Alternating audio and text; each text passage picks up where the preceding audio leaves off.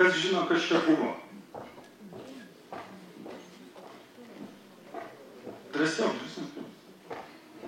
Filmų ištraukos. Fantastika buvo, taip? Ateitis. Baisu buvo. Man irgi truputį baisu. Nesu futuristas ar futurologas, bet šitą dalį taip ir norėjau pradėti. Sveiki gyvi, esu Ugnius Savickas. Visų pirma, esu tėvas, 3 vaikų. Esu Z kartos atstovas. Gaila biškį per anksti gimiau, nes tai pagal tą statistiką nepataikau, bet jaučiuosi Z kartos žmogumi. Sveikinuosi su pirmiausia mamom, tėčiais ir žinoma visais svečiais ir organizatoriais. Ten buvo tie baisūs fantastiniai filmai, kurių aš nelabai mėgstu, aš juos nelabai žiūriu. Bet kažkada taip vieną kitą, reiškia, progą pasižiūrėdamas, iš tikrųjų nuoširdžiai išsigandau, man buvo baisu, nes tai, kas ten parodyta, tai jau yra, tai nebe ateitis. Tai dabartis.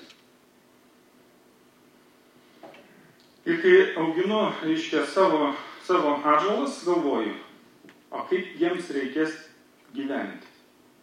Aš norėčiau sulaukti tos ateities, bet tikriausiai galiu nesuspėti, ką aš turėčiau savo vaikams pasakyti, perduot, įskiepyti, kaip čia sakė, skiepų kokių užsakyti, kad mokykla gal įskiepytų, kad jie galėtų būti laisvi, savarankiški, drąsūs, savim pasitikintis, tam chaose arba tam tokiam technologijų, reiškia, verpete, kurio mes šiandien nesuprantam. Noriu kalbėti apie kūrybiškumo svarbą jaunam žmogui bei jo lavinimą ir ką apie tai turėtų žinoti šiuolaikiniai tėvai. Ar yra čia ne šiuolaikinių tėvų? Nėra. Fainai. Aš irgi jaučiuosi šiuolaikinis, tai turbūt susikalbėti, kaip sakėt, reikia susikalibruoti.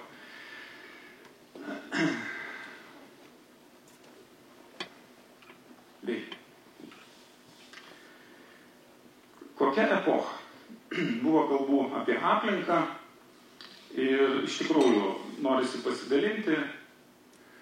Išgyvename įvairiausių transformacijų, įvairiausių, reiškia, technologinių revoliucijų, garo mašinos revoliucija, industrinė revoliucija. Taip, dabar turim IT, informacinių technologijų revoliuciją. Ir galvodamas apie pranešimą galvojau, esam universitete, tai norisi truputėlį pašiaušti mūsų visų mąstymą ir noriu pasakyti, kad aš nesutinku, kad mano vaikai yra kažkokios kitokios kartos vaikai. Aš nesutinku savo vaikus padėti kažkokią lentynėlį ir sakyti, va, jie žinok tokie, jie va ten, mes nelabai žinom, kaip su jais elgtis. Nesutinku. Aš esu toks pat, kokie yra mano vaikai, jeigu aš noriu su jais būti. O kai nenoriu su jais būti arba nemoku su jais būti, aš sakau, jie yra kita karta. Žinokit, reikia mokytis, kaip su jais būti. Nes atskrido ateiviai ir tuos vaikus padarė kitokius. Žinoma, šaržas, priimkim, tai reiškia daugiau kaip peną pažadinti ir dešinį puslapį, ne tik kairį. Ką daro su mumis technologijos? Mes esam žvėriškam greityje, vartotojiška visuomenė, bendruomenė. Mes matom, kaip į mažą čipsą tokį galima sutalpinti tuo metinius kokius kelis tūkstančius kompiuterių. Mes kalbam apie didžiulius duomenų srautus ir duomenų kiekius. Mes kalbam apie visai kitas kompetencijas, kurių reikia, kad sugebėt gyventi. Jo, mes galim kalbėti apie sulankstomą telefoną, nebe atlenkiamą, o suvyniojamą. Susivyniok savo telefoną.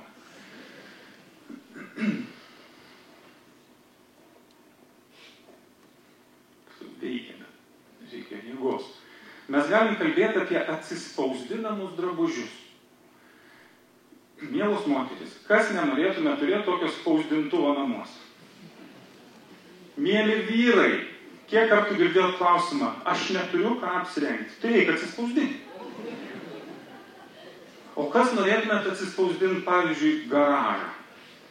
Arba malkinę?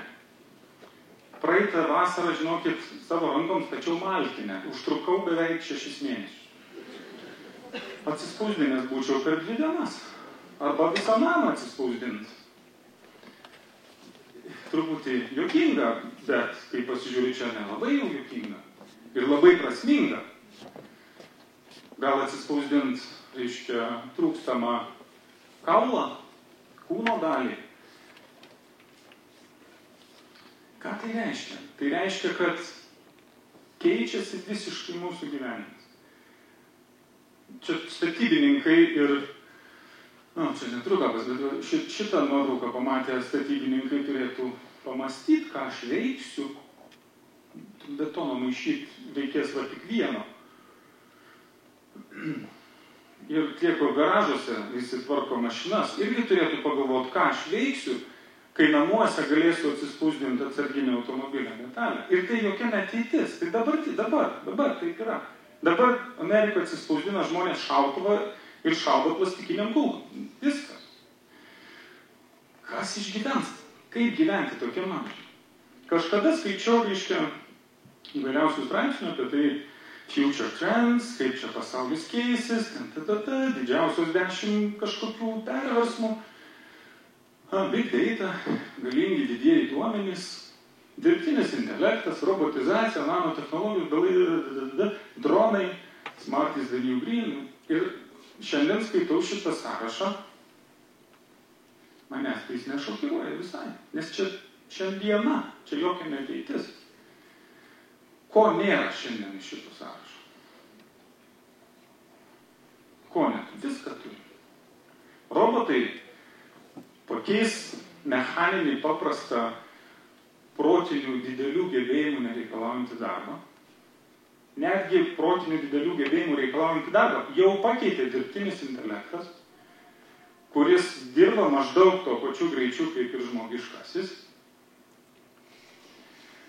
Mes turim nanotechnologijas, tai yra jau daromi tyrimai su mažytėm, mažom dalelėm, suleistom į kūną, kurios labai greit aptinka vėžį, jį neutralizuoja ir taip toliau. Visa vaistų industrija turėtų dabar drebėti ir virpėti. Mes turime elektroninius pinigus, mes turim daiktų internetą, tuoj šaldytuvas jūsų užsakys už jūs produktus ir jums atveš prie durų. Jūs grįžtat iš savo veiklos, būrelio, net nesakau darbo, ir jūs turit viską, ko reikia. Dronai jau skraido, jau Lietuvoje skraido ir paslaugas teikia. Ir ateity pilotai irgi turės pagalvoti, ką veiks. Vairuotojai turės pagalvoti, ką veiks. Per 30 metų neliks maždaug 20 000 profesijų. Galvoju apie savo vaikus. Tai kam juos ruošti? Ką jiem pasakyti? Ko jiems mokytis? Dar yra irgi, kaip kolega, nenoriu įžeisti nieko, bet galvoju, o ką veiks profesinio orientavimo ir konsultavimo tarnybos? 2012 metais 3 naujos darbo vietos iš 4 sukurtų dar neegzistavo prieš 5 metus. Įsivaizduot, 3/4 naujai sukurtų darbo vietų Amerikoje 12 metais neegzistavo prieš 4-5 metus. Tai prieš 4 ir 5 metus vaikui renkantis studijas. Ką jam daryti? Ką studijuoti, ko mokytis? Pas mus yra, reiškia, orakulų, labai gerų, kurie sako, mes žinom, kokių profesijų reikės Lietuvai ir toj pasakysim. Ir vaikai galės jų mokytis ir bus aprūpinti darbų. Tai aš išjungsiu televizorių, kai pasakos, kad mano vaikai to negirdėtų. Žinom dalykų, kurie jau neegzistuoja. Bet čia fainai, žinot, labai smagu būti su bendramžiais. Atsimena šitą? O mano vaikai jau nežino, kas čia yra. Dabar kaip retro, teisingai. Dabar jau tarp kai kurių fotografų tai yra cool. Gauna laiką štai. Ir šitie daiktai, atsimenu, kai pirmą tokį gavau, ten nusipirkau ant Žinot, nereikdavo prasukti, jis pats prasuka kadrą. Šakės. O kas atsimenat, ką reiškia kasetė ir pieštukas? Šitos du derinius atsimenat, ne? Duokit vaikams, tai nežinau, ką čia reiškia. Mano mažasis tai labai žino, pieštukai eina piešti ant sienos. Tai, žinokit, močiutei prieš infarktinę būseną. Nes baisu, negalima, o aš sakau galima. Ir mes nesusiderinam, mes trigubuose standartuose. Kas pasakė, kad negalima? Va, piešia, braukšt. Galima, dar pabando. Galima. Taigi galima. Kad tu nenori, tai čia tavo bėdos. Man galima. Tai keičiasi viskas. Ir aš tai labai prašau, nepadėkime vaikų į kitą kartą, į kitą lentynėlę. Stenkimės eiti su savo vaikais. Stenkimės keistis mes. Stenkimės būti ta Z karta. Nes pasakyti, jie tokie, mes tokie, tai yra dar vienas barjeras ir dar viena kasų reiškia forma. Ai, irgi geras. Turėjot tokį. Bet kaip faina, žinokit, kažkada sugedo telefonas, tai išsiėmiau šitą. Išeina SMS-o parašyti, nebemoku. Ai, čia taip savo įdėjau. Dizaino ir kūrybingumo epas. Čia yra. Ir suprantat, taip pat pagal prigimtį laikau save pusiau verslininkų vadybos žmogumi, bet taip pat labai mane domina andragogika. Ir taip, kaip mokosi verslai, verslo įmonės, verslo vadovai, nes universitete su tuo praleidžiu daugiausiai laiko. Ir domiuosi, paskaitau, paklausau ir apie švietimo sistemą pagalvoju. Ir labai sutinku, kad ją šiandien pakeisti tragiškai sunku. Vystomės tokiais greičiais. Technologijos vystosi tokiais greičiais. Atsimenat, kai dar nebuvo mobilių telefonų? Aš atsimenu, nors aš čia pacanas palyginus. Nenorėjau nieko įžeisti. Aš dar atsimenu tokius didelius, tokius su rankena ten būdavo. Toks draugas turėjo Achemui dirbo, tai buvo pirmas mobiliakas tarp mūsų draugų, tai ten Ir laikas, per kurį dabar įvyko tiek daug pasikeitimų, prabėgo taip žaibiškai, o švietimo sistema biškai snūstelėjo. Ir tai yra bene labiausiai stagnuojanti industrija. Ir dėl to nereikia ant nieko pykti, nei ant mokytojų, nei ant ministro, nei ant... Mes tiesiog nežinom, kaip tą daryti, kaip dabar tai naujoje realybėje, kaip tas švietimas, koks mes turim mokėti reinkarnuotis, mokėti save sugriauti ir vėl sukurti, išardyti puzlį iš naujo sudėti, naujojais kampais, naujom formom. O kodėl tą taip sunku padaryti? Kas yra pamatas švietimo sistemos? 19 amžius. Ne? Tai buvo karių rengimo metodologija, metodika. Profesorius Sugata Mitra apie tai padaręs N tyrimų iš MIT. Reiškia, pagrindinė užduotis tuometinės sistemos buvo to make photocopies of each other. Kiekvienas turėjo mokėti vienodai joti, vienodai šauti lanku, vienodai pulti su kalaviju ir taip jie buvo mokomi. Ir įsivaizduot, jeigu tai yra mūsų DNR švietimo sistema, kaip sunku tą išrauti iš savęs. Realiai tai reikia numirt ir tada jau atgimti kitame gyvenime. Bet tą labai sunku padaryti su savimi, nes savęs labai gaila. Tai kaip mes edukuojam? Turiu ir asmeninių daug visokių patirčių. Aišku, gerai, kai mokykla skatina tėvus ir vaikus pasikalbėti. Pavyzdžiui, dukra susirga, nenueina į mokyklą, po 2 dienų pasižiūri dienyną, ten yra N raidė ir kuolas. Fainai, sakau, dar neturėjai kuolą. Aišku, pasijokėm, žinoma, tikriausiai mokytoja ištaisys savo klaidą, bet tas kažkaip rodo tam tikrą požiūrį, tam tikrą galios momentą. Aš tave nubaudžiau. Nežinau dar kodėl, bet tu nebuvai. O kai ateisi įrodysi, gal tada aš pakeisiu savo nuomonę. Tai aišku, mes pasijuokėm, su dukra turėjom gerą progą pakalbėti. Kita dukra, kai nenusineša sąsinę į mokyklą, mokytojas sumažina pažymį 1 balu. Sakau, kaip fainai. Gal jeigu 2 sąsinis nusineštų, gal pridėtų? Dar nepabandė. Tai žinot, ir jokių būdų, kaip sakyti, tikrai nenoriu absoliutinti. Tai yra mano asmeninės subjektyvios patirtis, bet tai rodo tam tikrų ydų sistemą, kur verta pagalvoti, už ką mes vertinam, kaip mes matuojam. Tai čia tie mėgintuvėliai, žinokit, ne šiaip su jie tiesiog graži nuotrauka, bet ir prasmę turi. Kas turite 2 ir daugiau vaikų? O, kaip fainai, fantastika. Kieno 2 vaikai yra identiški, vienodi visiškai. Kodėl taip yra? O dvynukus kas nors turi. O kodėl jie nevienodi? O kaip gali būti? O kodėl taip, bet švietimo sistema tai tokia padaryta, kad jie vienodi turi būti. Trupučiuką. Šaržas, atsiprašau, nenoriu žaisti, aš labai džiaugiuosi, kad jie nevienodi. Aš labai noriu dvynukų, žmona nesutinka. Suprantat, švietimo sistema sukonstruota taip, kad jie pabaigę mokyklą ir bus vienodi. Nebus, tai priversim. Kuolais ten, rasim būdų. Jeigu nespėsim susitarti ir susikalbėti. Tai truputėlį gaila. Ir vieną pavyzdį noriu pasakyti. Žini, pasaulinė choreografė, Gillian Lynn. Gal kas žinot, yra musical The Cats, Katės pastačiusi. Taip. Jos istorija yra labai įdomi. Gimusi 29 metais, šiuo metu solidus amžius. Kai jinai dar buvo mokykloje, mokytojai įsikvietė jos tėvus ir sako, jinai turi didelių problemų.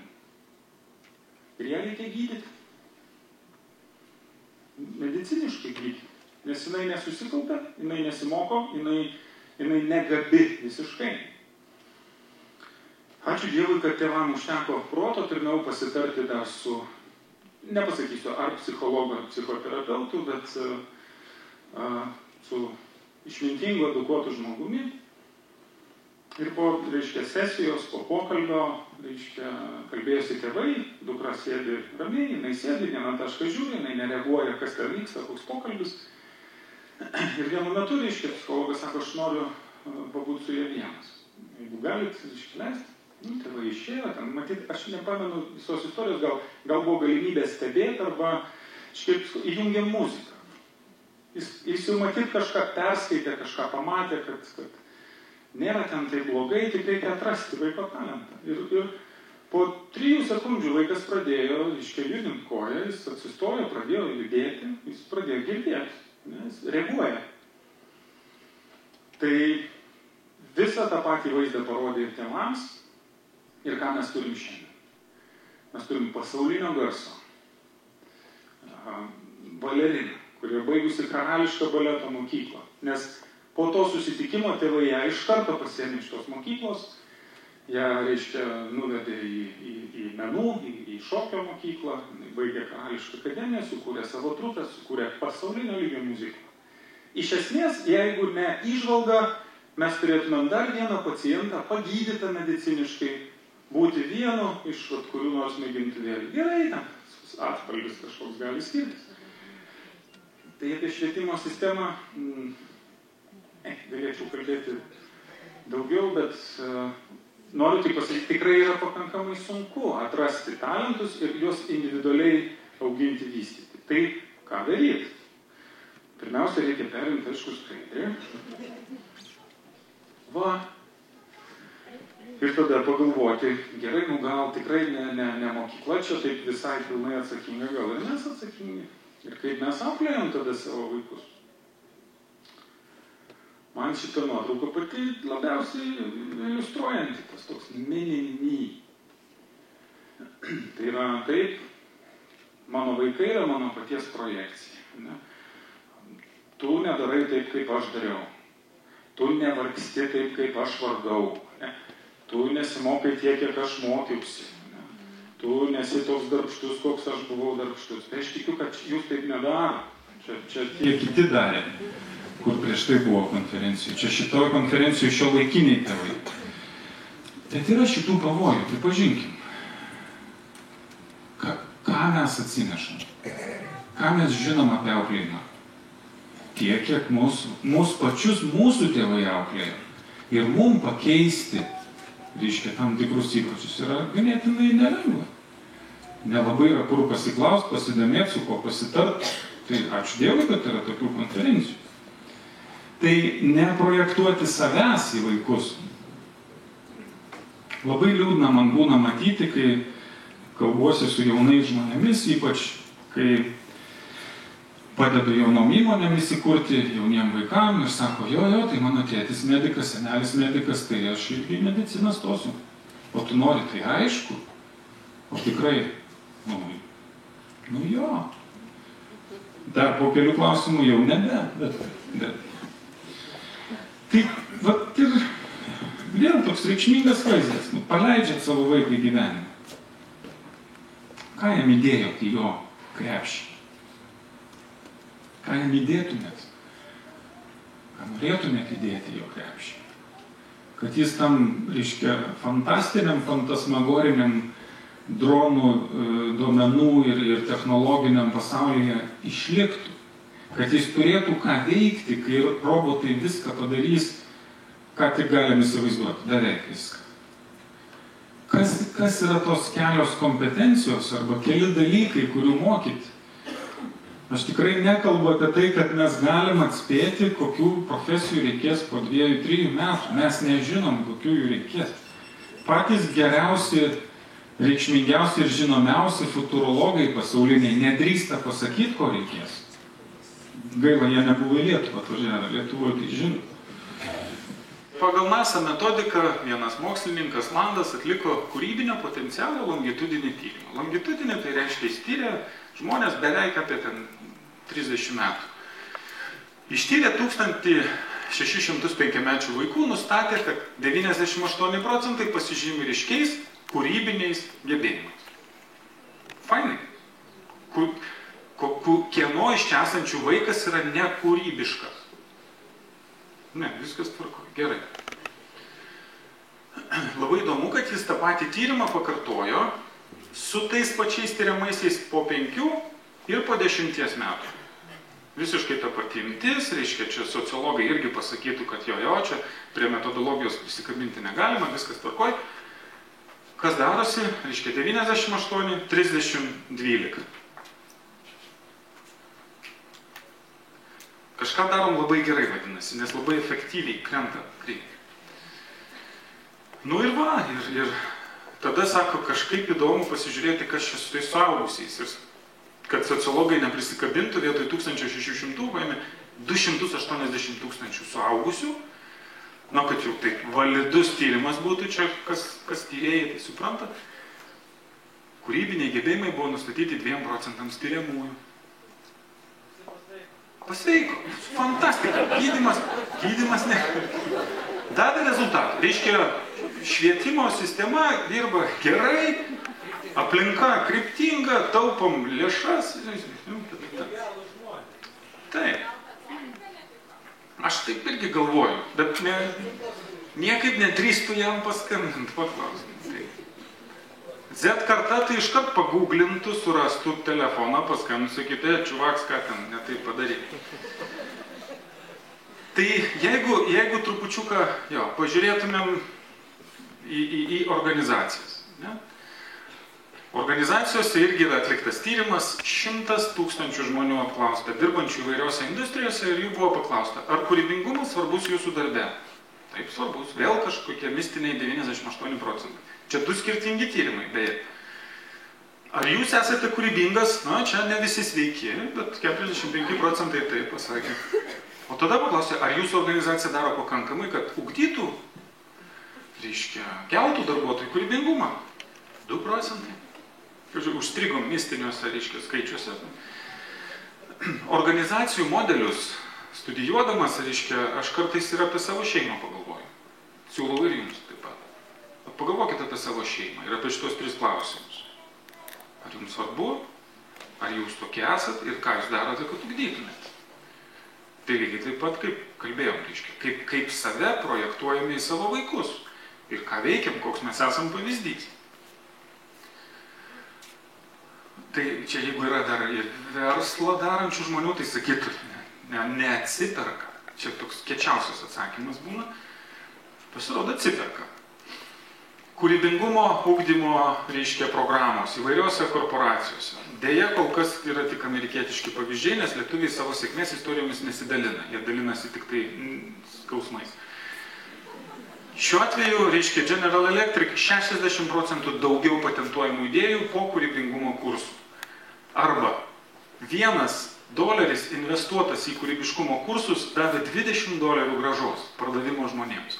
Arba Frito-Lay kompanijai darbuotojų kūrybiškos idėjos arba inovatyvios per 4 metus leido sutaupyti $100 milijonų.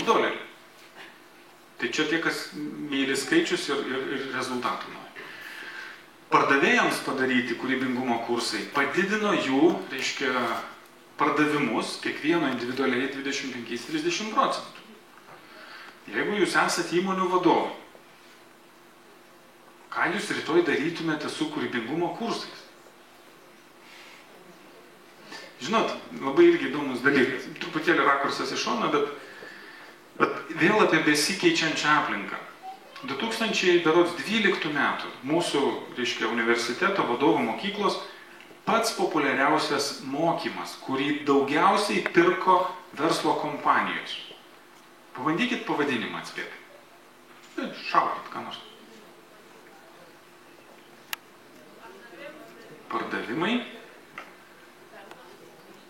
komanda, laiko planavimą, motyvacija, džiaugsmas darbe.